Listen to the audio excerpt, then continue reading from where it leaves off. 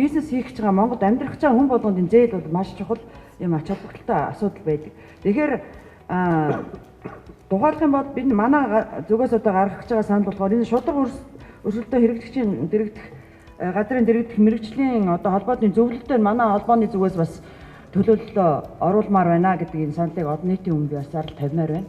Ягаад тэгэхээр зэрэг энэ тэр чинь бүгд одоо сангатай холбоотой мөнгө санхүүтэй холбоотой зээл нь яг яаж зөв явагдаж гин үү? Та яг тань талаараа явагдаж гин үү? Үнэхээр одоо юм хийх гэж ядаж байгаа энэ баг жижиг дунд одоо бизнес эрхлэгчтэй яг зөв олгож гин үү гэдэг дээр манай байгууллагын зүгээс бас хямдтай тавьмаар байна. Түүнчлэн одоо тэр гэрээн дээр нь иргэн төлөгдөх график нь ямар байж байгаа юм?